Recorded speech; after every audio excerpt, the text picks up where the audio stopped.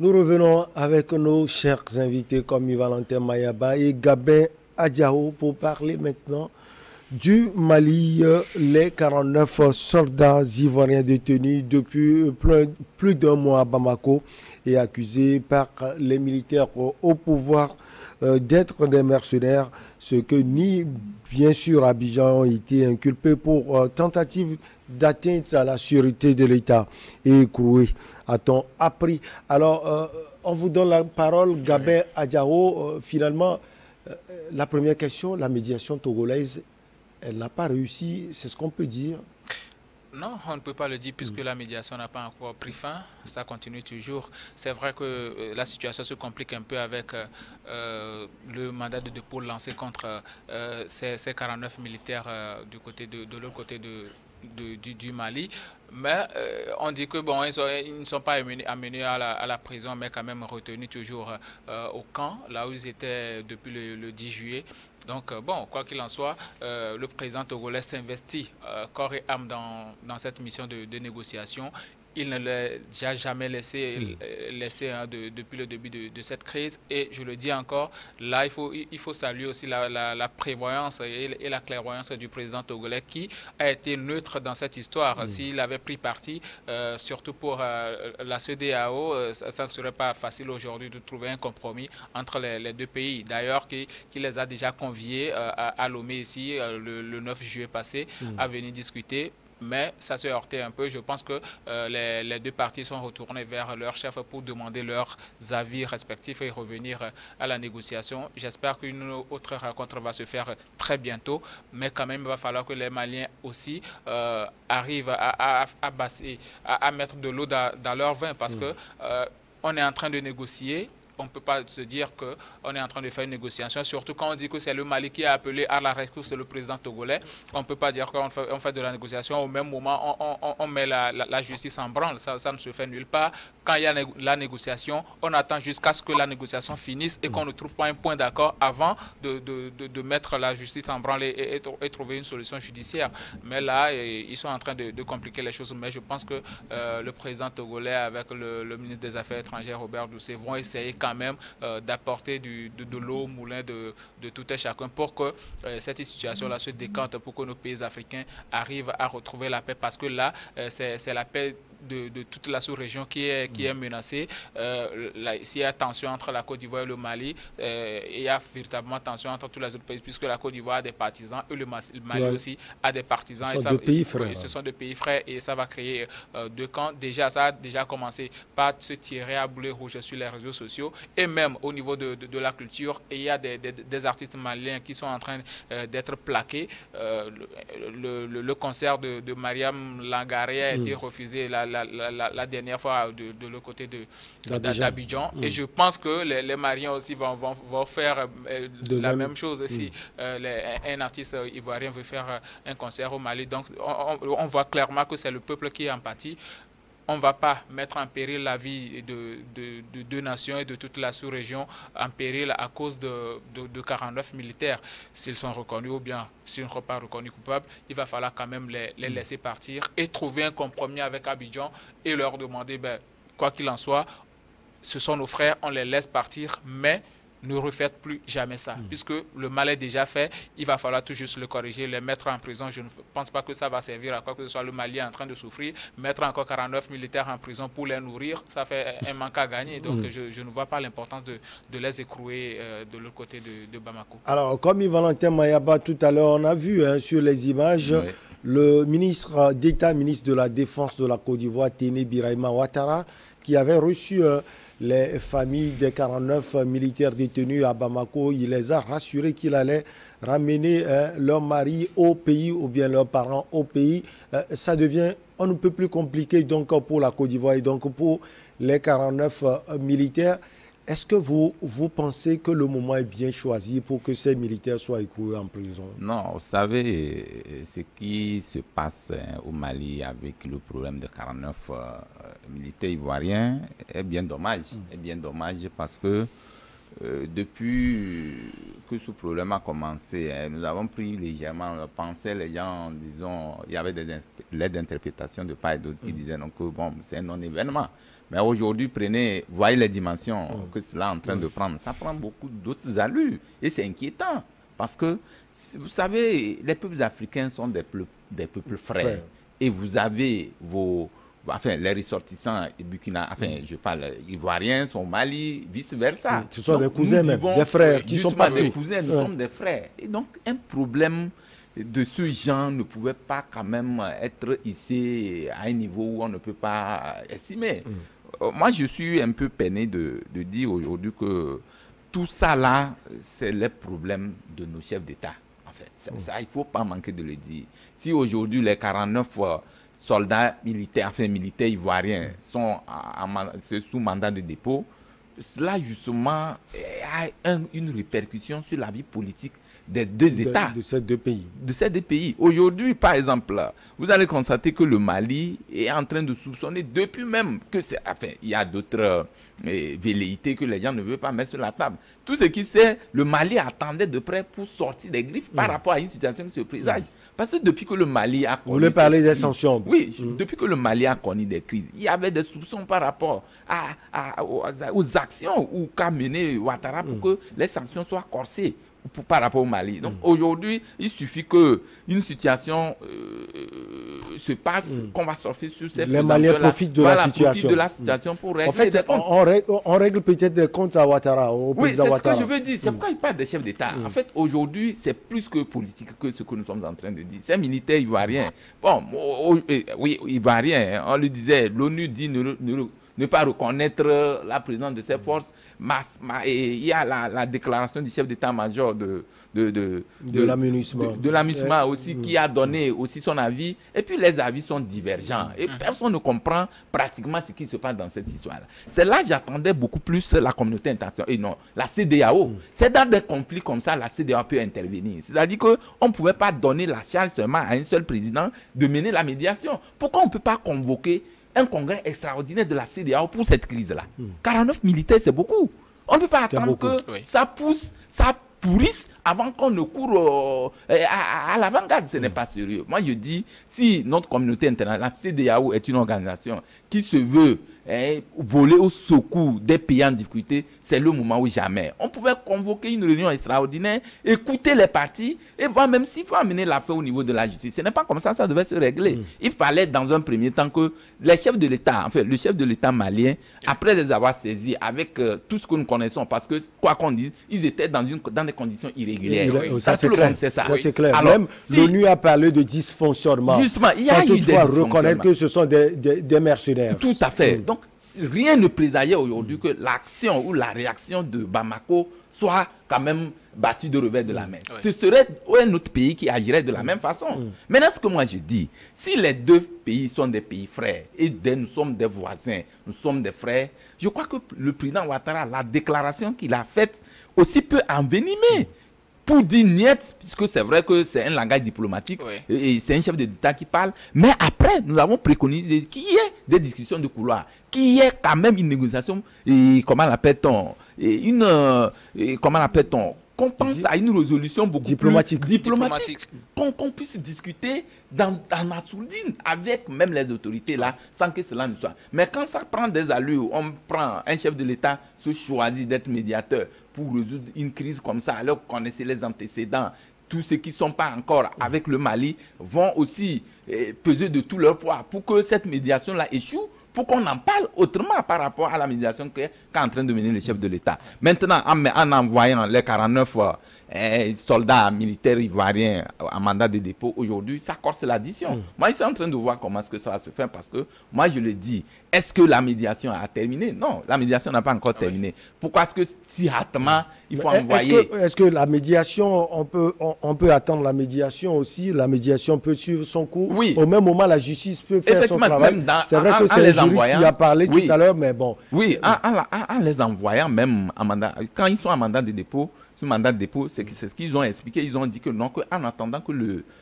puisque il n'y a pas, comment l'appelle-t-on, un procès qui est encore prononcé à leur niveau, parce que c'est des accusations. Il faut mener des enquêtes pour comprendre effectivement. Donc, on donne la latitude à la justice d'aller dans le fond du dossier pour comprendre ce qui c'est. Mais en attendant, c'est un dossier beaucoup plus politique. Je crois que ça pouvait se régler de façon politique, de façon diplomatique, plutôt que de mettre la justice devant. Si on va rentrer dans la justice, je crois que ce dossier prendra du temps et c'est des familles qui seront en train de périr de l'autre côté. Mais le chef de l'État ivoirien doit quand même revenir dans de bons sentiments, avoir de bons sentiments et peut-être penser à un mea culpa et penser à une forme de pardon.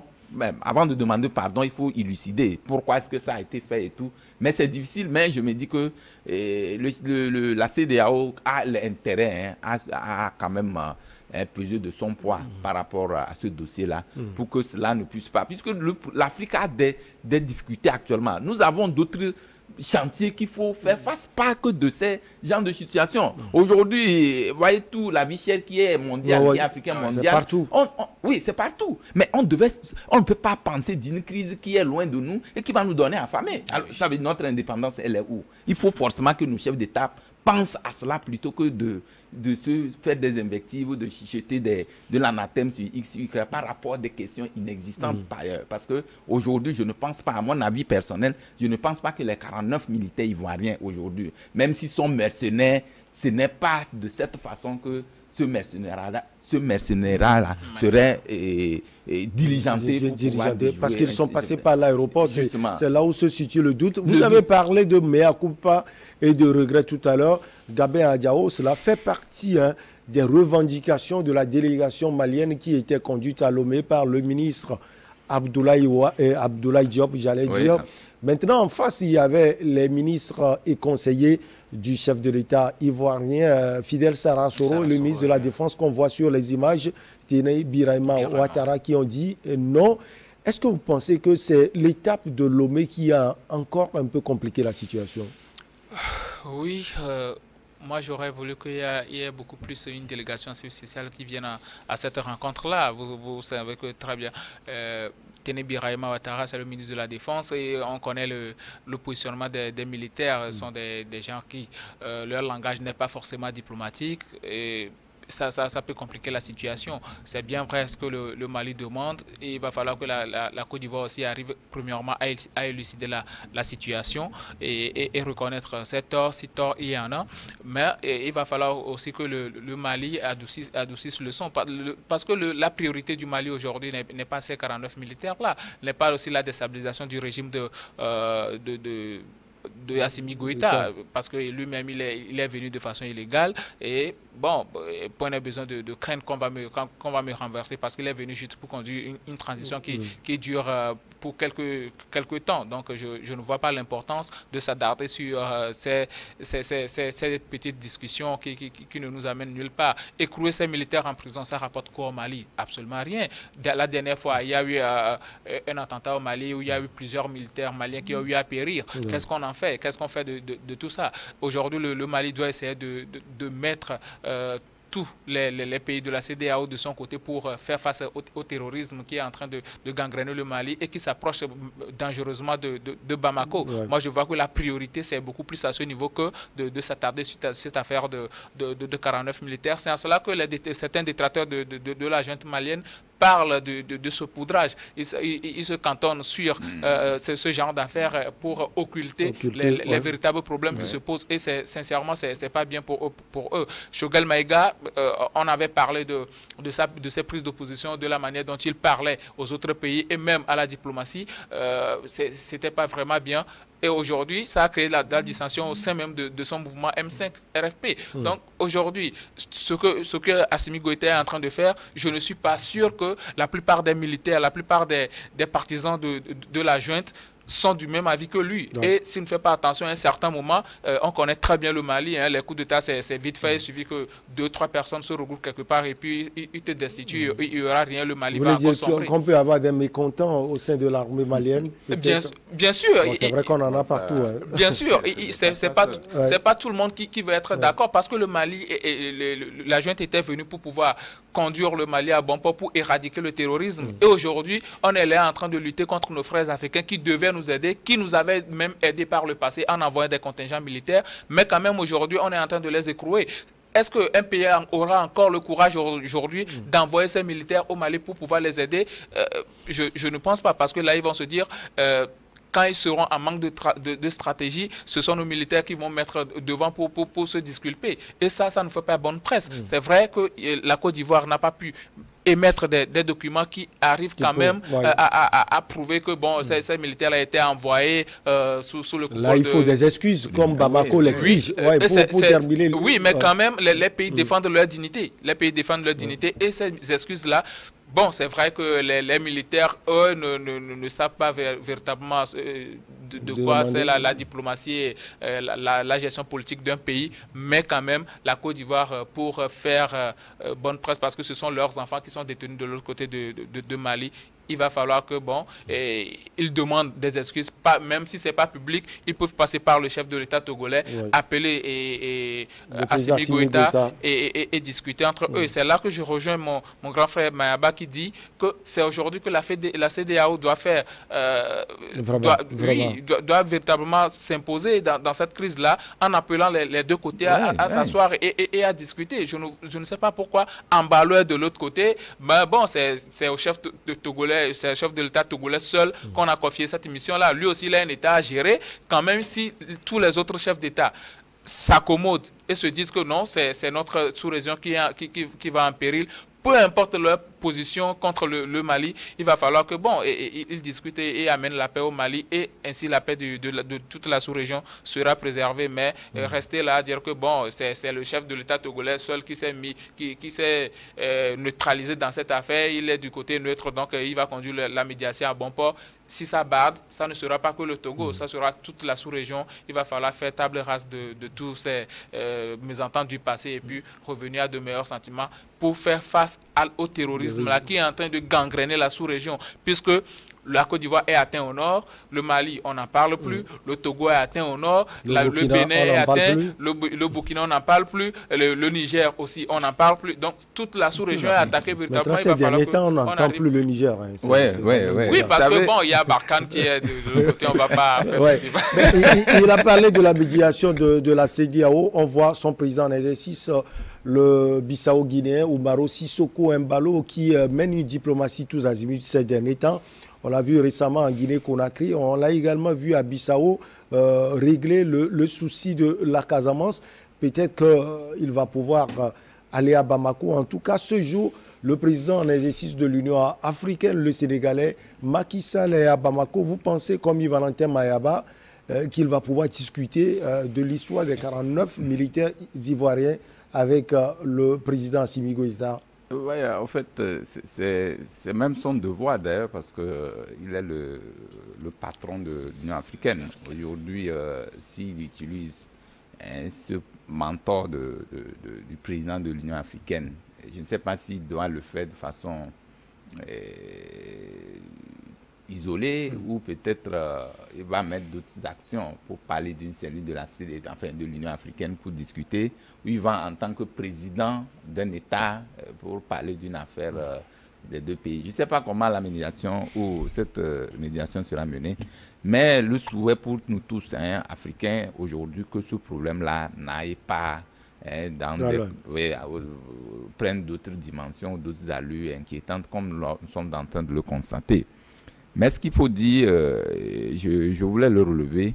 Vous savez, dès que le problème s'est passé, vous savez même que le Mali avait demandé même à ce que ceux qui sont détenus de l'autre côté de la Côte d'Ivoire soient extradés. Et donc, vous savez, c'est deux poids, deux mesures. Si vous voulez que nous lâchions les vôtres, ceux qui sont là, ramenez-les nous. Donc, vous voyez, ce bruit a couru derrière, et puis, bon, vous savez, quand c'est comme ça, ce n'est pas bien. Moi, je dis, je le répète toujours, il ne sert à rien de nous tergiverser sur des questions qui ne sont pas aujourd'hui à l'ordre du jour. Parce que quand vous parlez de quelqu'un, un frère qui vient m'attaquer, c'est des présomptions. C'est vrai que je le disais tantôt qu'il n'y avait pas de preuve matérielle pour montrer que il y a ceci, il y a cela, mais aussi au niveau de la Côte d'Ivoire, eux aussi devaient comprendre que la procédure, il y a vice de procédure. Donc, s'il y a vice de procédure déjà, ça veut dire que vous êtes dans une situation irrégulière, il faut présenter des excuses. Alors, mais je ne sais pas comment ces excuses seront présentées, de façon diplomatique ou bien ouvertement, et comment ça va se faire. Mais c'est là qu'intervient la médiation. Même s'il faut présenter des excuses, c'est lors d'une médiation que cela peut se faire. Oui. Et un jour comme ça, je ne pense pas que l'État ivoirien va quitter pour dire non sur, je crois, un communiqué officiel du gouvernement ou de la présidence va dire qu'on présente des excuses. Je ne pense pas.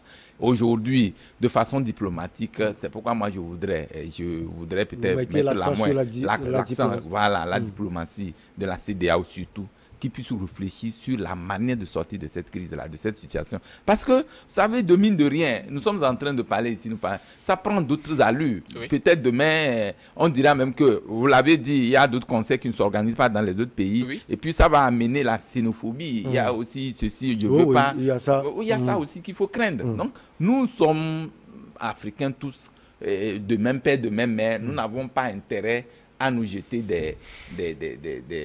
comment on appelle ça, à nous jeter des hameçons. Non, il ne sert à rien. Donc, il faut faire d'apprendre de tout ça là, mais prévoir un plan d'action. Parce que si nous banalisons aussi des actions comme ça, je crois que ça peut nuire à beaucoup de choses. Parce que l'intention est là. Si l'intention, c'est qu'il y a eu des précédents qui précèdent ce que nous sommes là, il y a eu des antécédents qui précèdent tout cela, cela voudrait dire qu'aujourd'hui, le Mali est prudent par rapport à certaines médiations, enfin, à certaines